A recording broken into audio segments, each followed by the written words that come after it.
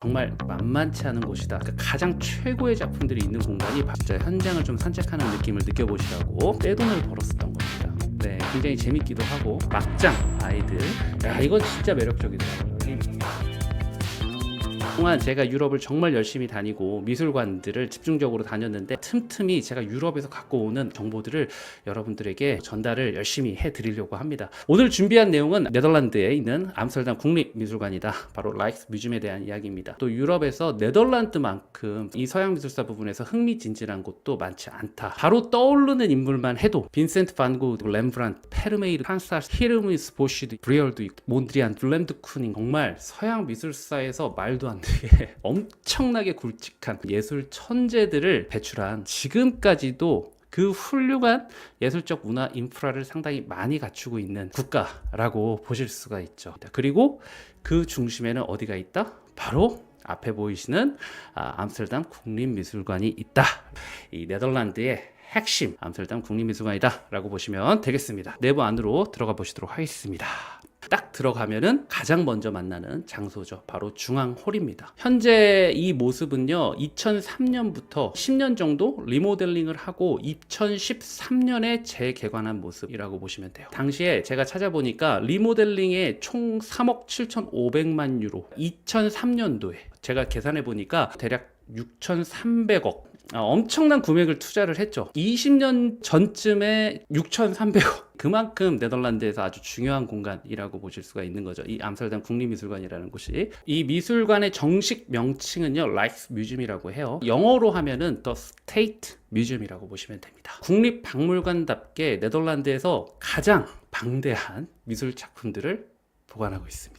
무엇보다 중요하고 또 재밌는 점은 뭐냐면 거의 대부분의 작품들이요, 다 자국 화가들의 작품들이라는 것. 요 지점이 상당히 중요하다. 요 네덜란드 미술을 한눈에 파악할 수 있는 아주 중요한 공간. 이 미술관에서 소장하고 있는 작품뿐만 아니라 뭐 유물 같은 거 다 쳐서 소장품 자체는 한 100만 개가 넘어간다라고 해요. 어마어마한 숫자입니다. 그리고 일반적으로 한 8천여 점 정도 이 소장품들을 상시 전시를 하고 있다. 200만 명에서 대략적으로 한 250만 정도가 매년 이 미술관, 박물관을 방문을 하고 있다.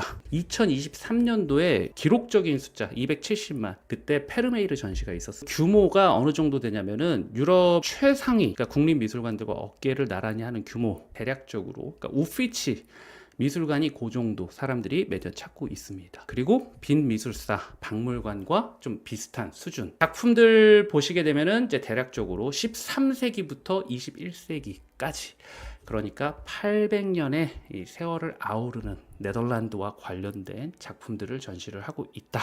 그래서 네덜란드 미술, 그리고 네덜란드의 유물들을 한눈에 파악할 수 있는 아주 중요한 공간이기 때문에 네덜란드에 가시면은 꼭 한 번쯤은 방문을 이제 해볼 만한 그런 공간이라고 보시면 되겠죠. 그러니까 과거 네덜란드가 프랑스 강점기 시기, 그러니까 1795년부터 시작해서 1813년까지 프랑스의 위성 국가로 전락해 있었던 시기라고 보실 수가 있습니다. 당시에 이 네덜란드 사람들이 그 자신들의 주요 유산들을 보호하기 위해서 고 헤이그의 하우스 템보시 궁전에다가 자신들의 작품들을 보관하기 시작을 해요. 그리고 본격적으로 이 프랑스의 나폴레옹의 동생 루이 보나파르트가 통치를 하기 시작을 하는데, 그 루이 보나파르트가 1808년에 이 수도를요, 헤이그에서 암스테르담으로 옮기게 되면서 그 컬렉션들도 다 암스테르담으로 이전을 시킵니다. 그 이후에 1813년도에 네덜란드가 독립을 하게 되면서 프랑스에게 작품을 다시 반환을 받게 되죠. 그러면서 이 컬렉션들을 돌려받고 그 컬렉션들이 다시 점차적으로 확장되게 되면서 1885년도에 현재의 자리에다가 지금과 같은 이 거대한 네오 르네상스 양식의 미술관을 만들었다. 그것이 바로 공식적인 국립미술관의 역사의 시작. 네덜란드 황금 시기에 활동했었던 예술가들 작품들이 가장 하이라이트 작품들이다라고 이제 보실 수가 있습니다. 17세기 네덜란드 진짜 대단했죠. 렘브란트, 페르메이르, 프란스 할스, 얀스테인과 같은 예술가들이 배출되게 되는데, 그런 예술가들의 작품들이 바로 암스테르담 국립미술관의 하이라이트, 가장 중요한 예술 작품들이다. 그래서 저는 오늘 그 17세기의 예술 작품들을 집중적으로 준비를 했다라고 보시면 되겠습니다. 자, 여기가 어디냐면요, 17세기 The Gallery of Honor, 명예의 갤러리라는 그런 의미를 가지고 있는 공간이죠. 미술관 전체는요 0층에서부터 3층까지, 그러니까 전체 4개의 층으로 구성이 되어 있어요. 그리고 작품들이 대부분 연대별로 잘 구성이 되어 있어서 가시게 되면은요 좀 편안하게 관람을 하실 수 있을 겁니다. 그 중에서 그러니까 가장 최고의 작품들이 있는 공간이 바로 이 2층의 명예의 전당이라고 보시면, 명예의 갤러리다라고 이제 보시면 되겠습니다. 이 17세기의 네덜란드 황금기를 이끌었었던, 그 중에서도 가장 존경하는 예술가들의 작품들이 집중적으로 소장되어 있는 공간. 그래서 건립되던 그 최초 그 시기 분위기를 그대로 일부러 이 공간만큼은 연출을 해놨다라고 해요. 먼저 갤러리를 감상하기 전에 17세기의 네덜란드의 분위기를 제가 오늘 좀 내용을 준비를 했습니다. 작품들이 탄생하게 된 그 배경을 알고 보면은 훨씬 도움이 될 것 같아서 그래서 좀 내용을 준비를 했습니다. 네, 네덜란드의 황금기에 대해 렘브란트와 같은 화가들이 탄생한 그 17세기 암스테르담, 유럽 전체에서 가장 부유했었던 1인당 GDP만 따지면은 압도적으로 1위였었다라고 보시면 돼요. 추정에 따르면은 당시 네덜란드 공화국의 전체 GDP, 그러니까 유럽 전체 GDP의 약 10에서 15% 정도. 네덜란드 공화국은요 당시에 세계 최초로 중산층을 형성한 국가였었다. 요 지점이 상당히 중요한 포인트다. 이 부분을 좀 기억해 두실 필요가 있다. 그럼 이 네덜란드가 어떻게 그렇게 잘 살 수 있었을까? 크게 보면은 두 가지의 요인이 있었다라고 합니다. 첫 번째로 글로벌 무역 네트워크를 가지고 있었던 것. 전통적으로 네덜란드가 과거부터 조선업하고요, 그리고 해운업이 굉장히 고도로 발전한 나라였었어요. 그래서 먼저 배를 상당히 잘 만들었다라고 하죠. 배를 만들어도 아주 싸게 잘 만들고, 그리고 그 배도 아주 기능적으로, 그러니까 적은 수의 선원으로 운항이 가능하면서 무엇보다도 화물을 많이 실을 수 있도록 적재 공간이 넓게끔 아주 기능적으로 훌륭한 그런 배를 잘 만들었었다라고 하죠. 아주 혁신적인 상업력 선박으로 만들어서 다른 국가에 비해서 훨씬 저렴한 운송비를 제공했었던 거죠. 그러다 보니까 자연스럽게 유럽에서 해운업 시장을 장악할 수가 있었다. 자연스럽게 아시아 쪽에서 향신료 같은 것들이 있죠. 독점 상품들 유럽에다가 공급하면서 정말 막대한 부를 이루기 시작을 했고요. 폴란드라든지 그런 곳에서는 곡물 같은 거 있죠. 가져오고, 그쪽이 땅이 좋으니까. 그리고 스칸디나비아 쪽에서는 거기는 또 나무가 좋잖아요. 그래서 목재 같은 것들을 싼 값에 대량으로 가지고 와가지고 유럽에다가 공급을 했었던 거죠. 그러면서 막 떼돈을 벌었었던 겁니다. 그때 당시에 한 번 항해에 성공을 하면은요 대략 500에서 1000%는 가져갔다라고 해요. 그러니까 어마어마한 수익률을 가지고 있었던 거죠. 최고의 수익률을 가지고 있는 그 핵심 비즈니스를 다 가지고 있었다 보니까 네덜란드가 금방 잘 살 수 있었다라는 것, 유럽을 경제적으로 장악할 수가 있었다라는 것. 두 번째, 혁신적인 금융 시스템. 이 작품은요 야콥 판데르 울프트라는 화가의 작품이에요. 그리고 이 작품의 이름은 건설 중인 암스테르담 뉴 시티홀, 시청사, 새로운 시청사. 암스테르담이 막 경제적으로 부흥하면서 돈이 막 도니까요 시청사도 새롭게 짓고 도시도 확장하고 있었던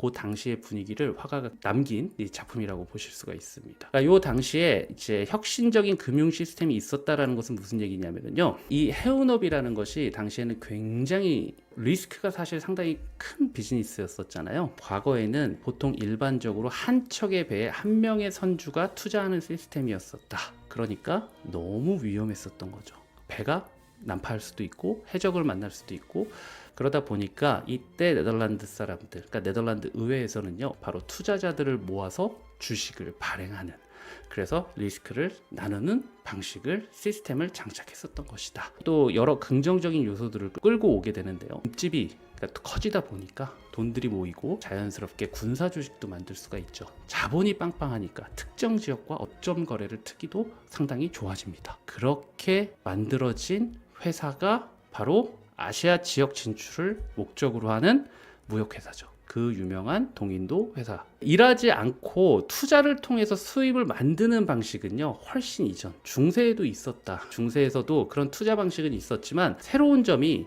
최초의 투자자들이 투자한 지분을 다시 거래할 수 있게끔 했다라는 것. 그러니까 중세에는 투자자가요 선장에게 돈을 주고 그 선장이 바로 직접적으로 항해로 나가서 성공하면은 그 수익을 나눠주는 일회성 프로젝트 투자라고 하면은 네덜란드는요, 특정 항해가 아니라 회사 그 자체에다가 투자하는 방식이었었다라고 하죠. 한 번이 아니라 여러 번의 항해가 동시에 진행을 하고요.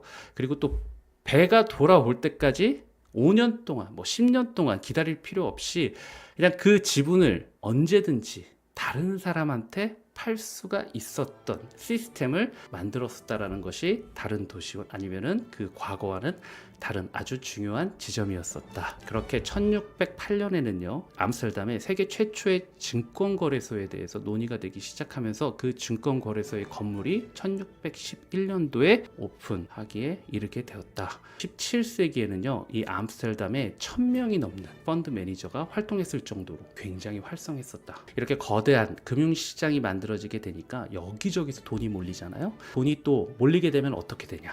이자가 싸지게 된다. 암스테르담에서 3%대의 돈을 빌려주고 했었다라고 하는데, 이 네덜란드가 그 시기적으로 보면은 스페인과 독립을 위해서 전쟁을 벌이고 있었던 이때 전쟁 자금이 부족했었던 스페인 같은 경우는요, 자금을 여기저기서 최대 40%의 이자를 물면서 돈을 빌리고 다녔었는데 반해서 네덜란드 같은 경우는 3%에서 5% 낮은 이자로 전쟁 자금을 조달했다라는 거죠. 결과적으로 독립까지 쟁취할 수 있었다.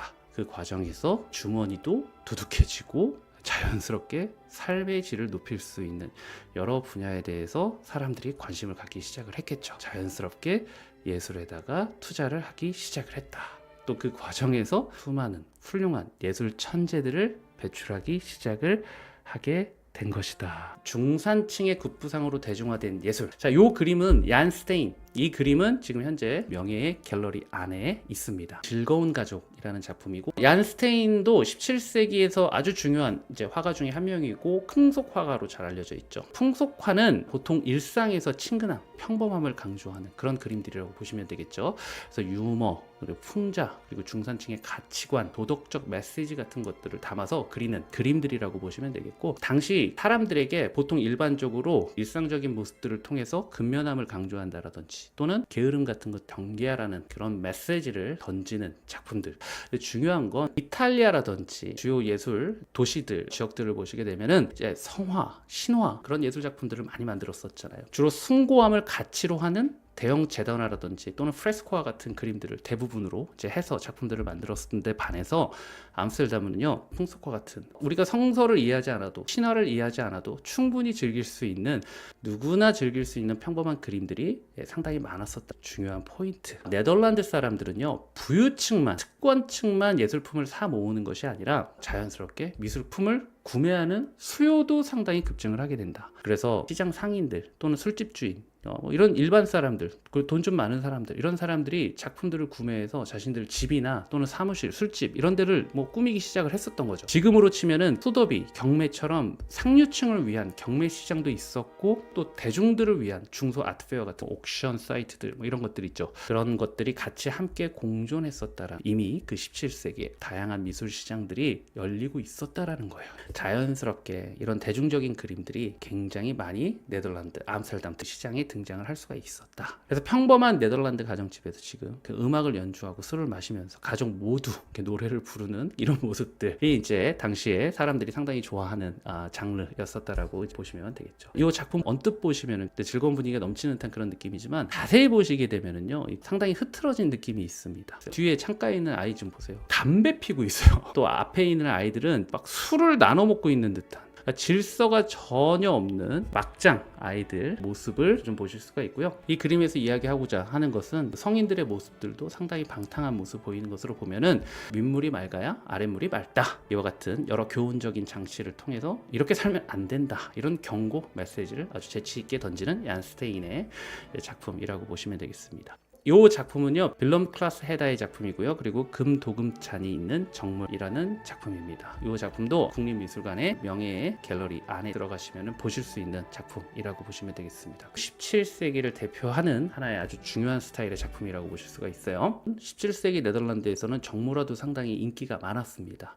아무래도 수요층이 부유한 상인층이나 중산층이 많다 보니까 궁전이라든지 또는 성당 그런 곳들보다는 집, 얀스테인의 그림처럼 뭐 술집과 같은 곳 다 장식하기 위한. 이 암스테르담 국립미술관 가시면 그림 사이즈가 작아요. 독일 뮌헨 알테 피나코테크 같은 데를 가시거나, 제가 최근에 베를린과 뭐 드레스덴의 그 회화관 같은 데를 갔다 왔는데, 거기에 가면은 작품 사이즈가 굉장히 큰 게 많아요. 거기 르네상스 이탈리아관 쪽에 가면은 사이즈가 어마어마한데, 네덜란드 가면은요 작품들 사이즈가 다 작아요. 집에 큰 거 걸어둘 수가 없으니까. 그리고 일상적인 주제들이 상당히 많습니다. 같은 유럽임에도 불구하고 그렇게 차이가 커요. 이런 정물화들이 그런 집에다가 걸기 딱이에요. 이런 정물화가 값비싼 식기류 또는 이 앞에 음식들, 굴 같은 게 굉장히 비싼 음식이잖아요. 진귀한 음식, 이런 것들을 보여줌을 통해서 당시에 집주인의 세련된 취향, 이런 것들을 은근히 보여주는 수단으로 활용이 되기도 했었다. 정물화는요, 영어로 우리가 still life라고 보통 이야기를 하는데, 네덜란드어로는 still leven이라고 합니다. 글자 그대로 고요한 생명, 정지된 자연, 그 의미를 생각해 보면 일상 속에서 볼 수 있는 평범한 것들에서 의미를 담아서 그림을 그린다. 그러니까 살아있는 상태의 것들, 그것을 동결시킴으로써 영원히 딱 붙잡아 두려는 시도. 모든 것은 변하고 사라지지만 순간의 가치와 아름다움을 포착하고 기억한다. 그런 의미도 우리가 좀 생각해 볼 수 있지 않을까. 쉽게 볼 수 있는 것들 안에 그 아름다움을 찾으려고 하는 나름대로의 미학을 담고 있다라고 이제 보실 수도 있죠. 반면에 또 일부 화가들 중에서는 정물화 안에서도 또 다른 의미를 담기 시작을 하는데, 바로 인생은 더덥다라는 그런 메시지. 그러니까 당시에 네덜란드가 칼뱅파였었잖아요. 그 영향으로 현세부 쾌락, 이런 것들이 영원하지 않다라는 개념이 네덜란드에서 굉장히 중요했었습니다. 그래서 Still Life라는 그 큰 틀 안에서 해골, 뭐 모래시계, 그리고 꺼진 촛불, 썩어서 사라지는 음식들, 이런 것들을 그려놓음으로써 의도적으로 죽음을 기억하라라는 그런 메시지를 담는 특별한 종류의 스틸 라이프, 정물화를 만들었는데, 그걸 이제 보통 바니타스라고 이야기를 하죠.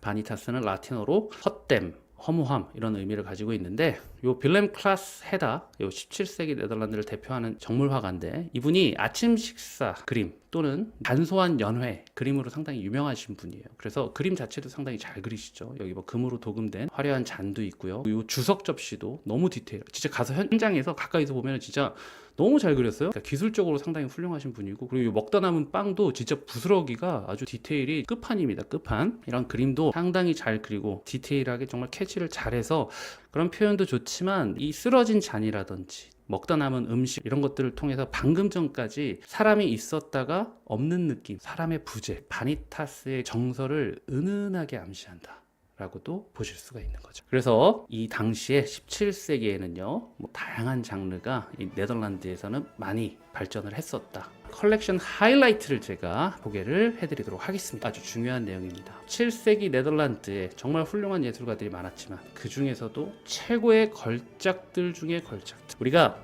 르네상스 시대 3대 천재 하면은 누가 떠오르세요? 다빈치, 미켈란젤로, 라파엘로. 7세기에 딱 이분들 세 분, 프란스 할스, 렘브란트, 페르메이르. 이분들 때문에 우리가 암스테르담 국립미술관에 간다고 할 수 있다. 오늘은 프란스 할스에 대해서 여러분들한테 좀 소개를 해드리려고 합니다. 한국에서는 그렇게 알려져 않지만 네덜란드 사람들은 어마어마하게 좋아하는 화가입니다. 이 프란스 할스 역시도 반고, 렘브란트, 페르메이르 비해서 인지도가 좀 낮긴 하지만 사람들한테 많이 알려지기 시작하면서 대중이 굉장히 많이 이제 좋아하는 화가라고 보시면 되겠고, 암스테르담 국립미술관에 있어요. 2023년도가 페르메이르 전시가 있어. 그 다음 해에 바로 프란스 할스 전시였었습니다. 프란스 할스 전시까지도 저는 다 운이 좋게도 갔다 왔습니다. 근데 정말 네덜란드 사람들 뿐만 아니라 전 세계 애호가들이 다 모여서 그 뜨거운 인기를 실감할 수가 있었다. 그래서 이 작품 너무 좋아합니다. 네, 굉장히 재밌기도 하고, 작품 이름이 유쾌한 술꾼이라는 작품이거든요. 저도 유쾌해지는 그런 그림입니다. 네, 기분이 상당히 좋아지는. 암스테르담 국립미술관에서도 특히 이제 프란스 할스 작품에서도 아주 인기가 많은 대표적인 작품 중에 하나라고 보실 수가 있죠. 이 프란스 할스 작품에 자주 등장하는 하나의 큰 특징 중에 하나가 웃고 있는 얼굴이라고 보실 수가 있죠. 웃고 있는 그 인물의 모습. 이 사람들이 프란스 할스를 좋아하는 그 이유가 바로 이 웃는 얼굴의 친근함 때문이 아닌가, 저는 그런 생각이 듭니다. 작품이 너무 재밌죠. 반쯤 눈이 풀리고 이 술 취한 남자의 모습인데 딱 한잔 하자고 건배를 제안하고 있는 듯한 그런 모습입니다. 어떤 생각이 드냐면 요거 하나 갖다 놓고 싶더라고요. 심심할 때 같이 한잔 짠. 이 프란스 할스 이전에는 이런 활짝 웃는 그림들이 많지가 않았었다고 합니다. 이게 굉장히 중요한 부분이에요, 사실. 그 이유는 이 사람의 얼굴이 감정으로, 그림으로 드러내는 게 굉장히 어렵다라고 합니다. 그래서 옛날 명화들, 이렇게 대부분들 보면은요, 감정을 잘 드러내지 않아요. 무표정한 그림들이 대부분이라고 보실 수가 있죠. 그래서 근엄하고 진지한 표정이 그리기 제일 쉽다라고 보통 많이 알려져 있습니다. 이 웃음이라는 것이요, 왜 그리기가 어렵냐면은 굉장히 순간적인 반응이잖아요. 그래서 웃는 얼굴을 유지하는 것도 굉장히 어렵죠. 이런 웃는 얼굴을 그리려면은요, 이 모델이 몇 날 며칠 웃고 있어야 돼요. 오랫동안 지속될 수가 없겠죠. 그래서 모나리자의 그림이 뛰어나다라고 하는 겁니다. 굉장히 자연스럽잖아요, 모나리자 그림이. 근데 프란스 할스는 거기서 한 단계 더 업그레이드된 자연스러움이 안에 들어있다라는 것. 그러니까 진짜 사진 보면은요, 딱 치즈하고 억지로 이렇게 정형화된 그런 느낌의 미소가 전혀 아니죠.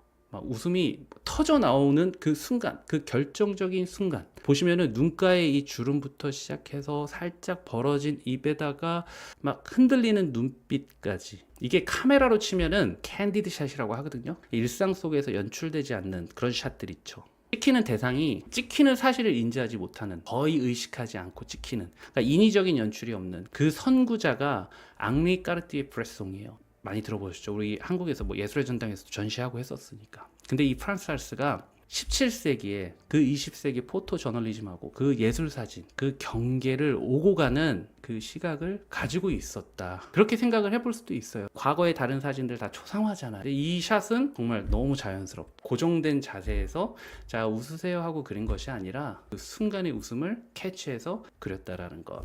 그런 그림을 가장 자연스럽게 그릴 수 있었던 몇 안 되는 화가라는 것이 아주 중요하다. 정말 그게 그런 점이 대단하다라고 보실 수가 있는 거죠. 이 작품은 바로 이삭 마사 부부의 결혼 또는 약혼 초상. 이 그림은 이 전성기 그리고 초기 시기 때 그 여러 작품들 보면은요, 상당히 유쾌한 작품들이 많습니다. 이 작품도 보시면 어떠세요?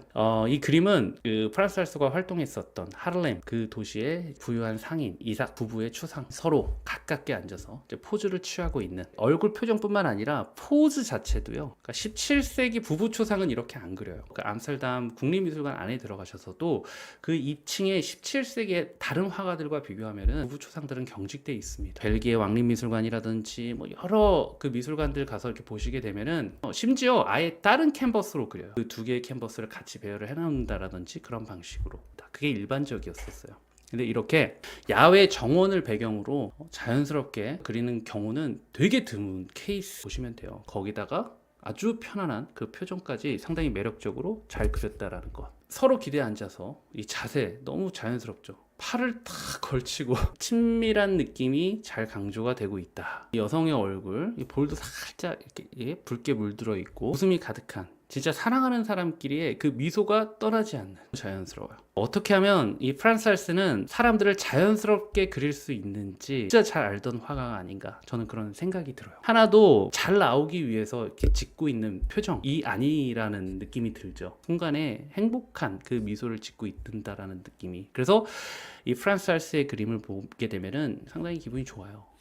자, 그리고 이 작품은 암스테르담 국립미술관에 이제 소장되어 있는 작품은 아닌데, 제가 가져온 이유는 이 작품은 웃는 기사라는 작품이고요. 그리고 런던에 있는 월리스 컬렉션이라는 미술관에 있는 작품이에요. 이 작품이 프란스 할스 전시 때 왔었어요. 그래서 저는 이제 가서 보고 왔고, 이 작품도 그 프란스 할스의 작품 중에서 가장 매력적인 작품 중에 하나라고 보실 수가 있어요. 이 미소 보세요, 한번. 미소 진짜 대단하지 않나요? 와, 이거 진짜 가까이서 딱 보는데, 야, 이건 진짜 매력적이더라고요. 이 미소가 너무 생생한 거예요. 그리고 진짜 자연스럽더라고요. 뭐랄까, 좀 비웃는 것 같은 느낌도 좀 살짝 드는 것, 그러니까 아래로 좀 깔고 보는 것 같은 느낌도 있고, 귀족으로서의 그런 세련됨 이런 것들도 아주 잘 보이는 것 같고, 진짜 살아있는 그 사람의 모습이 있잖아요. 그리고 또 이 귀족만이 가질 수 있는 그런 기품 같은 게 그림 안에 너무 잘 드러나는 거예요. 거기에 그 여유로움이 있죠. 진짜 압도적이다라는 생각을 했었던 그림입니다. 대상이 살아있는 듯한, 살아있는 그 존재에 대한 그 실체감이라고 할까요? 와, 이 사람이 진짜 앞에 있는 듯한 느낌을 딱 받았어요. 사진으로도 저렇게 포착하기 쉽지 않을 것 같죠. 이렇게 표현을 잘 한다라는 것은 진짜 어려운 일이라고 생각을 해요. 유명한 그 불쾌한 골짜기 이론 이라고 일본의 공학자가 제기한 심리학적 주장, 모리 마사히로라는 분이 이제 제기한 심리학적 주장이라고 합니다. 그러니까 로봇이나 인간이 아닌 것들 있죠. 그런 것들이 인간을 따라하면 할수록 사람들이 불쾌감이 증가한다라는 거예요. 로봇같이 인간과의 유사성을 지닌 것들이요, 한 60에서 80%대까지 이렇게 유사하게 오르잖아요. 그러면 사람들의 불쾌감이 밀려 들어온대요. 어설프게 닮으면 오히려 그 호감도가 많이 떨어진다. 그게 또 그 60%를 넘어서 80에서 100%까지 거의 인간과 구별하기 어려울 정도가 딱 되면은 호감도가 다시 그냥 증폭한다라는 거죠. 그게 이제 불쾌한 골짜기 이론이라고 하는 게 있다. 제가 이제 예전에 영상을 하나 본 게 있어요. 실험 영상이에요. 여러분들도 보신 분들 계실 겁니다. 유튜브에서 봤거든요. 엄마들이요, 애기들한테 감정을 드러내지 않고 무표정한 모습으로 자기 애기들을 이렇게 쳐다보거든요. 그런데 아이들이 그 엄마의 무표정한 모습을 딱 이렇게 보는데 다 울더라고요. 100% 다 울더라고요. 감정이 느껴지지 않고 기대했었던 엄마의 인간적인 반응이 없으니까 아마도 그랬을 겁니다. 이 그림은 여러분들께서도 좋아하시잖아요. 그러니까 호감이 다 느껴지시죠. 그 호감이 느껴지신다면 이 그림 안에서 인간의 감정 표현이 거의 일치하고 있기 때문이 아닐까 생각해 보실 수도 있다라는 거죠. 인간의 감정을요, 그대로 묘사할 수 있는 그 화가들이 많지 않다라는 거. 그러니까 이 시기라는 것이 중요해요. 지금의 시기에는 가능하죠. 근데 이 시기 때는 그렇게 많지 않았다. 분위기까지 있잖아요. 그죠? 그냥 그저 똑같이 그리는 것이 아니라. 렘브란트도 이 정도는 아니었어요. 렘브란트가 이렇게 막 사람이 웃고 있는 모습을, 그 캐릭터를 연구하기 위해서 이렇게 그린 그림들이 있어요. 그것들 보면은 어색한 느낌이 그래도 있어요. 근데 프란츠 할스는 그 어색함이 웃는 모습에서 하나도 없는 것 같아요. 렘브란트가 주로 깊은 내면이라든지 또는 심리적인 것, 그런 것들을 탐구하는 경향이 되게 강했고, 프란츠 할스는 확실히 순간적인 표정, 제스처, 분위기를 포착하는데 상당히 독보적이었었다. 근데 물론 이제 할스가 말년이 좋지가 못해서 나중에 재정이 굉장히 안 좋아져가지고, 그러다 보니까 그림도 상당히 어두워지고 많이 깊어지지만 그 젊은 시기와 전성기 때는 진짜 대단했었다. 빈센트 반 고흐도 할스를 굉장히 존경했었고요. 그리고 마네, 이 마네가 프란츠 할스를 굉장히 존경했었다라고 합니다. 프란츠 할스의 하를렘에 가면은 프란츠 할스 미술관이 있어요. 거기 가면은 마네가 할스의 초상화를 그린 그림이 있어요. 그만큼 존경했었다. 마네의 풀바디의 점심 이렇게 보시게 되면은 그 그림의 가장 큰 특징이 뭐냐, 사람들이 대단하다. 이 그림은 19세기 그 옛날에 스냅 사진 같은 생동감, 막 거칠게 그림을 그려가지고 마치 현장의 그 순간을 생생하게 전달한다. 대단하다, 혁신이다라고 얘기하잖아요. 그것 다 누구한테 가져온 거냐면 프란츠 할스를 보고 배운 거예요. 근데 프란츠 할스는 17세기 사람입니다. 근대 회화의 시작에서도 이 프란츠 할스는 굉장히 엄청난 영향력의 화가, 그런 아주 훌륭한 능력의 소유자였었다. 이 그림은 사실 암스테르담 국립미술관에 있는 작품은 아닌데 프란츠 할스의 대표적인 작품이기 때문에, 이 작품도 네덜란드에 있죠. 헤이그에 있습니다. 그래서 마우리츠 하위스 미술관에 있는 웃는 소년이라는 작품이에요. 근데 이 작품도 사이즈는 작은데 아주 임팩트가 셉니다. 강렬한 작품이죠. 진짜 개성 있게 잘 그리지 않았나요? 아, 이거 너무 귀엽지 않아요? 이 아이 진짜 살아있는 거 막 튀어나올 것 같다니까요. 이 프란츠 할스의 혁신이 상당히 잘 드러나는 작품이에요. 디테일하게 작품을 앞에서 가까이서 이렇게 보시게 되면은요, 붓칠을 상당히 느슨하게 잡고 그렸다. 그러니까 휙휙 날리듯 그린, 가까이서 보시면 그렇습니다. 보세요, 날리듯이 이렇게 그린 느낌이죠. 물감이 그냥 지나간 듯한 느낌이다. 프란츠 할스 전시 때 전시회의 부제가 뭐였냐면요, 혁명, 붓칠의 천재였었어요. 그러니까 그게 어떤 의미가 담겨져 있을까? 붓칠의 천재, 그게 무슨 의미일까 생각해보면, 당시 그 시기의 화가들, 반다이크 같은 화가들 있잖아요. 그런 시대 같은 시대의 화가들을 생각한다면 대부분 피부나 반다이크 그림 보시면 옷감이나 이런 것들을 보시면 매끈하다 못해 투명하잖아요. 부드럽다 못하면 미끄러질 것 같고 옷같이 그렇게 그리잖아요. 그리고 디테일도 어마어마하게 대단하잖아요. 근데 할스는 그렇지 않죠. 빠르고 느슨한 그런 붓터치로 디테일 같은 것들은 다 버리죠. 생동감을 캐치한다라는 거. 미술사적 맥락에서 이게 굉장히 특별한 점이라고 보실 수가 있는데, 그림이라는 거, 요거는 제가 프란츠 할스 전에 그 도록에 나와 있는 내용을 이제 번역해서 알려드리는 건데, 이런 내용을 써놨는데 되게 공감했습니다. 뭐라고 얘기하냐면, 그 디렉터가 프란츠 할스라는 사람이 미술사적 맥락에서 특별한 점을 가지고 있는 그 지점이 어떤 지점이냐, 물질성을 과감히 드러낸 화가라는 거예요. 그러니까 지금 시대는 우리가 이것이 물감이다라는 것을 의도적으로 강조하는 여러 그림들이 많잖아요. 17세기에 이미 이 그림이라는 것을 그대로 드러낸다는 거죠. 그러니까 살아있는 존재, 이 사람이라는 그 환영이 아니라 그림이라는 그 자체를 그대로 드러내고 있다라는, 가까이서 보면은 그냥 그림이네라는 것을 의도적으로 드러낸다. 동시에 인물에다가 살아있는 듯한 생동감을 완벽하게 담아냈다라는 것. 이 모순적 조화가 바로 할스의 천재성이다 라고 이 전시를 총괄하셨던 디렉터가 그렇게 이야기를 하셨었어요. 그런 천재적인 화가였었죠. 남들과 다른 그림을 그렸고 남들과 다른 생각 아이디어를 가지고 있었던, 시대를 초월한 감각을 가지고 있었던 그런 부분에서 시대를 앞서간 천재 화가라고 보실 수가 있는 거죠. 이게 이제 프란스 할스의 이제 자화상이죠.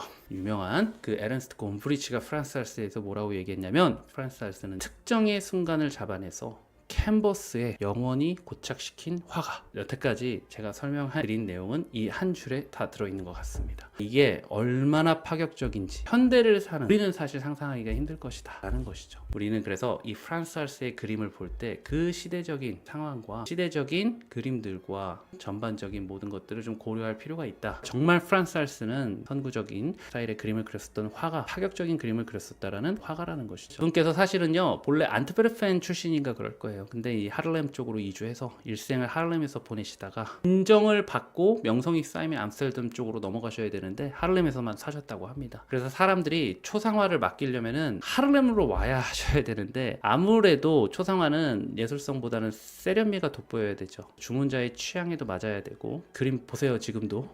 심지어 자신의 자화상인데도 보시는 것처럼 거의 디테일들 이런 것들 다 생략하고 날려버리고, 지금으로 치면 아웃포커싱 같은 개념이죠. 단추도 제대로 안 그리는 것 같고 다 날려먹는다라고 과거에 이렇게 생각을 했었던 것 같습니다. 버블 경제 꺼지던 마침 그 시기라 그때 주문도 없어지고 여러 이유로 그렇게 잊혀진 화가가 돼. 네, 오늘은 프란스 할스 좀 위주로 설명을 드렸고요. 정말 감사합니다. 다음 주에 또 찾아뵙도록 하겠습니다. 재미난 이야기들 많이 들고 오겠습니다. 감사합니다.